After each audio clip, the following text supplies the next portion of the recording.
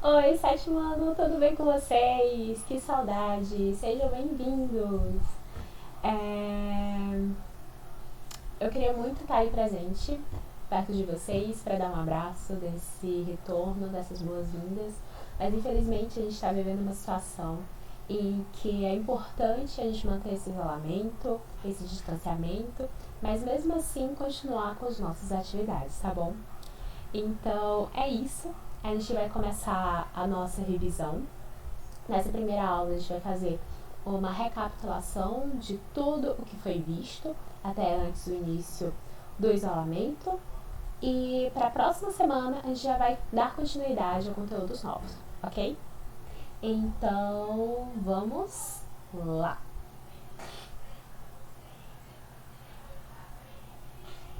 Pronto. Vocês estão vendo aí? A gente vai falar da primeira unidade que a gente estudou nesse último mês, que é a vida no planeta Terra. Então vocês abram aí o livro de vocês na unidade 1 e tema 1, que é o quê? O que é um ser vivo?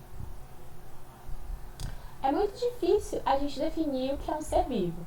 Normalmente a gente procura características para conseguir definir eles. Então é isso que a gente vai ver agora, essas características. O que é que determina um ser vivo? A composição de um ser vivo, ela vai ser semelhante. Então todos os seres vivos eles vão ter uma composição semelhante. E o que é que tem nessa composição? Água, açúcar, proteínas, ácidos nucleicos, que é o DNA e o RNA. O que é isso, Amanda? DNA e RNA? É o material genético, é onde vai ter todas as nossas informações que vai estar presente lá no núcleo da célula. E também a gente é feito por gorduras. O metabolismo. Todos os seres vivos vão possuir um metabolismo. E o que é esse metabolismo? São transformações químicas que vão estar relacionadas à produção de energia e de novos componentes, de novas estruturas do corpo daquele organismo. Vai ter ciclo de vida, ou seja, nascimento, crescimento, reprodução e morte. Esses seres vivos eles vão se reproduzir e essa reprodução pode ocorrer de duas maneiras. Pode ocorrer de forma assexuada ou sexuada. A forma assexuada não vai ocorrer a união de gametas e a forma sexuada vai ocorrer a união de gametas, certo? O que são gametas? São as células reprodutivas. E nós, seres humanos, as nossas células reprodutivas vai ser o óvulo, que quem vai produzir vão ser as fêmeas, e os espermatozoides, que quem vai produzir vão ser os machos. Os seres vivos eles também vão ter uma percepção e vão interagir com o meio no qual eles vivem. Nós temos os nossos sentidos, o nosso cérebro, e a gente consegue ver o nosso ambiente, ouvir o que está acontecendo, a gente consegue sentir cheiros. Então essa percepção do ambiente ela pode ser bastante complexa ou não. Algumas bactérias, alguns protozoários, eles conseguem perceber o ambiente, conseguem perceber para onde está a comida, o que é que eles vão se alimentar, de uma maneira bastante simples, mas ainda assim é uma percepção e uma interação com o ambiente no qual eles vivem. E eu acho que uma das características mais importantes é que todo ser vivo ele é constituído por células. Então, esses seres vivos eles podem ser constituídos por uma célula, que são os organismos unicelulares, ou de várias células, que são os organismos pluricelulares, certo? Então, vamos continuar. Aqui está um exemplo para vocês verem. Aqui são organismos unicelulares. A gente vai ter aqui, são várias imagens de microscópio de bactérias. E aqui a gente vai ter os organismos pluricelulares, tá bom? Vamos dar uma explicada melhor. Quem vai ser unicelular? Provavelmente não. Vão ser as bactérias, também vão ser alguns protozoários e apenas isso. Aí algumas microalgas. Todo o resto dos seres vivos, eles vão ser pluricelulares. Então, os animais, os vegetais, os fungos.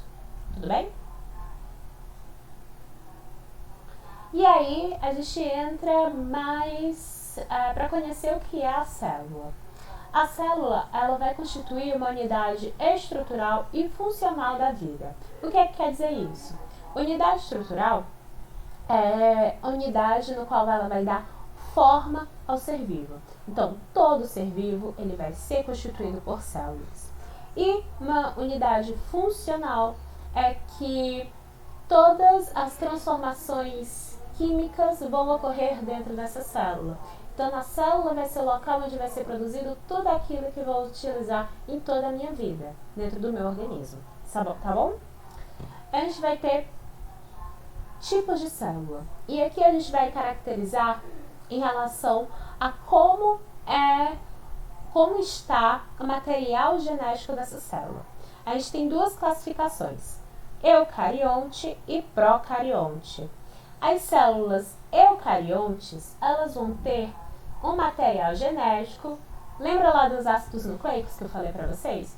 DNA e RNA? Esse material genético, ele vai estar formando um núcleo. Então, a célula eucarionte, eu vou ter um núcleo bem definido, que é esse daqui que eu estou mostrando para vocês em verde, certo? E as células procariontes vão ser as células em que eu não vou ter um núcleo bem definido. Todo o material que está dentro do núcleo ele vai estar solto dentro da célula. Então, a gente consegue ver isso daqui em azul, sendo material genético, lá o DNA, todo solto dentro da célula. Quem vão ser os organismos procariontes? Os únicos exemplos que a gente tem de procariontes são as bactérias. Todo o resto dos seres vivos vão ser eucariontes. E a gente vai perceber algumas diferenças dentro das células, diferenças no grupo dos eucariontes, que são, a gente vai ver dois tipos, que é a célula vegetal e a célula animal. Aqui a gente vê que elas são parecidas, ó. Aqui a gente está vendo também o núcleo bem definido, que está colorido de roxo. Mas existem algumas diferenças entre essas duas células. Ó, a célula vegetal, ela vai ter essa estrutura um pouco quadrada, enquanto a célula animal ela vai ser um pouco arredondada. Uma coisa que a célula vegetal vai ter, que a célula animal não vai ter, vai ser uma estrutura chamada de parede celular, certo? Que vai ser uma estrutura mais rígida em que vai proteger essa célula. Junto, associado à parede celular, junto não, vai ser na verdade uma estrutura que vai individualizar aquela célula e vai controlar o que é que está entrando e o que está saindo daquela célula. É a membrana citoplasmática, que é essa delimitação que vocês estão vendo aqui na célula animal, e também essa delimitação que vocês estão vendo aqui, ó, em azul mais claro, depois da parede celular, na célula vegetal. Então, a gente vai ter esse componente em comum, que vai ser a membrana citoplasmática, a membrana celular, e a célula vegetal, ela vai ter também, além da membrana, essa parede celular, ok? E aí, a gente vai ver as estruturas que vão ter dentro dessas células. As células, elas vão possuir pequenos órgãos, que vão ser as organelas. Tem uma página no livro de vocês que vai estar definindo muito bem qual é a função e o que é que faz cada uma dessas organelas. A gente vai dar uma olhada aqui, mas eu gostaria que vocês lessem com mais calma e com mais cuidado para relembrar as funções de cada uma dessas organelas, tá bom? A gente tem aqui o núcleo, que vai ser o local onde vai estar presente o material genético, o DNA e o RNA.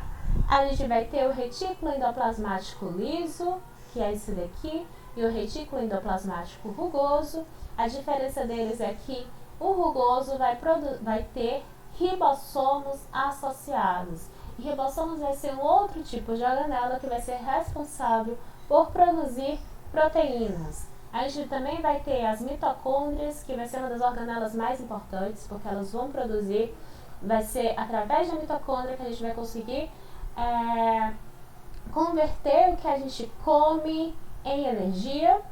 A gente também vai ter o aparelho de Golgi, os lisossomos e os centríolos. Essa célula que eu mostrei para vocês é uma célula animal.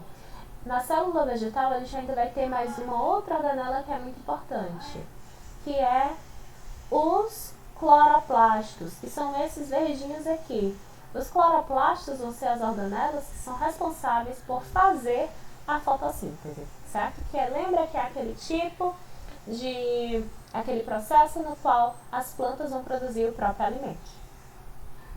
Então vamos continuar.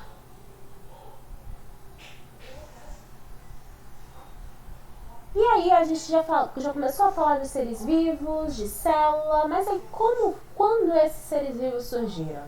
A Terra, ela tem mais ou menos 4,6 bilhões de anos.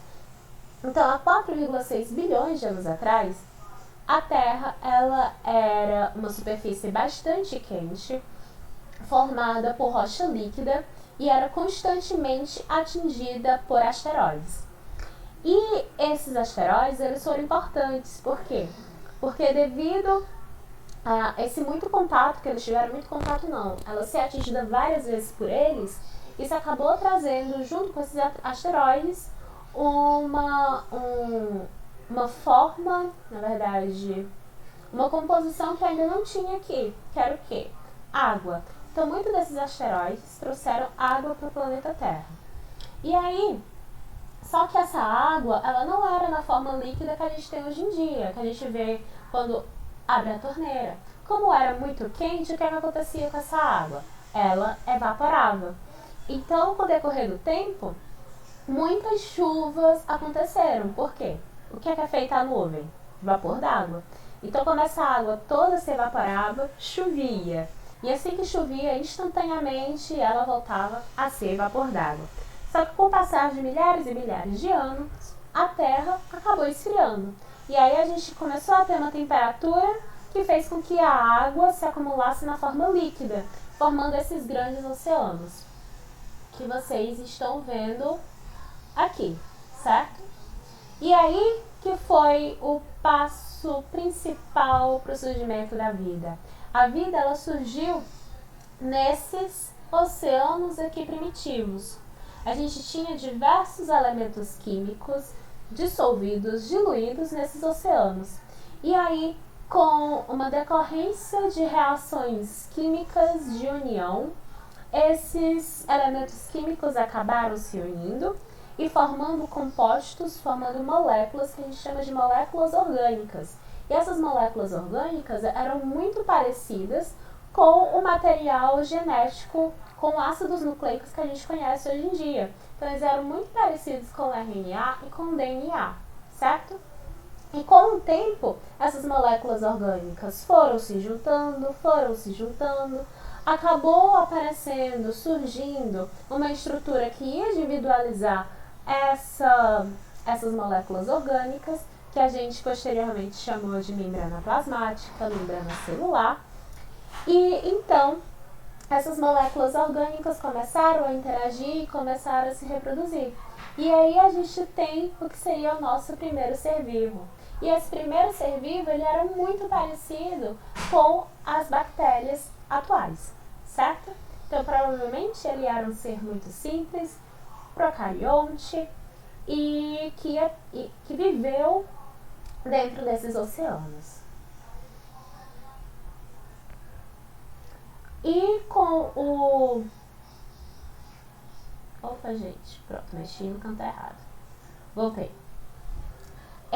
E com o decorrer do estudo da humanidade, com os cientistas se perguntando, eles ficavam pensando como é que a vida surgia. Se a vida surgia do nada ou se precisava de algum ser vivo para ter uma vida. Como assim, tia? Vamos imaginar que vocês deixaram um pão em cima, esquecido dentro do saco. E ali, depois de uma semana, vocês encontram esse pão esquecido dentro do saco e ele tá cheio de fungo. E aí vocês se perguntam, de onde é que veio esse fungo? O que é que tem ali? Por que que surgiu? Será que surgiu do nada? Ou será que tinha alguma contaminação ali de algum fungo que fez com que ele se proliferasse? E aí a gente tem duas teorias sobre como a vida surge. Primeiro é a teoria da abiogênese ou teoria da geração espontânea, que diz o quê? Que algumas formas de vida elas podem aparecer numa matéria sem vida, ou seja, um organismo ele pode surgir sem ter a reprodução de um ser vivo, ok? E aí a gente tem a teoria da biogênese, que diz o quê? Que os seres vivos eles só podem ser originados a partir de outro ser vivo. E os cientistas naquela época, os pesquisadores, tentavam imaginar, nossa, como é que eu posso resolver esse dilema? Como é que eu posso saber se é a teoria abiogênese ou se é a teoria da biogênese? Então, os cientistas resolveram fazer experimentos. Eles pegaram 2 frascos com carne, um deixou aberto e o outro deixou tampado, coberto com uma gaze. E aí o frasco que ficou aberto recebeu visita de moscas. E o frasco que ficou fechado não recebeu visita de mosca. Com o decorrer de alguns dias, de uma semana mais ou menos, ou um pouco mais, ele percebeu que o frasco que estava aberto começou a aparecer larvas de mosca. Então as larvas não surgiram do nada. As larvas devem ter vindo dessas moscas, porque o frasco que estava fechado não aparecia nenhuma mosca. Então foi a partir de experimentos assim, que no livro de vocês inclusive fala mais de um experimento, eu lembro até que falei na aula de mais de um, mas resumidamente foi isso que eles fizeram, que eles descobriram que para eu ter uma vida, eu preciso que essa vida seja gerada por um outro ser vivo, que é da mesma espécie. Desculpa, gente. Eu preciso tomar água. E aí, a gente vai voltar agora lá para a origem dos primeiros seres vivos. E a gente vai perceber que nada na Terra vai ser estático. Tudo vai ser dinâmico, tudo sempre vai estar em constante transformação, certo? E aí, como é que eu sei que as coisas elas estão em constante transformação? Vocês já ouviram falar da Pangeia? O que é a Pangeia? É aquele supercontinente que surgiu há mais ou menos 225, 230 milhões de anos atrás. E o que é que a Pangeia diz? O que é que a gente pode aprender com ela? A gente aprendeu que as placas tectônicas elas estão sempre em constante movimento. Então, elas estão sempre bastante dinâmicas.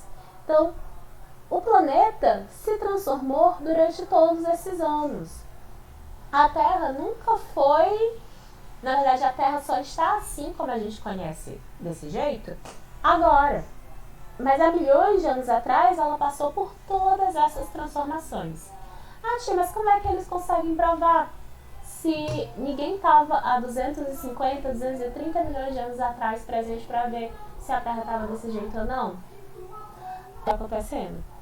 A gente tem algumas evidências, como por exemplo, algumas partes do continente da América do Sul se encaixa muito bem aqui com a África, sugerindo que anos atrás eles estavam unidos.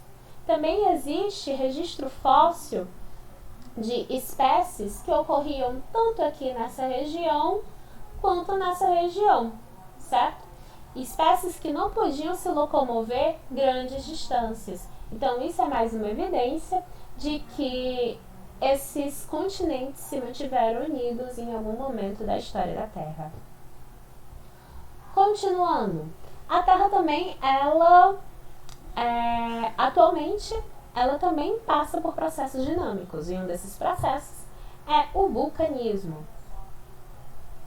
Existe uma grande pressão debaixo da crosta terrestre, ocasionada pelo quê?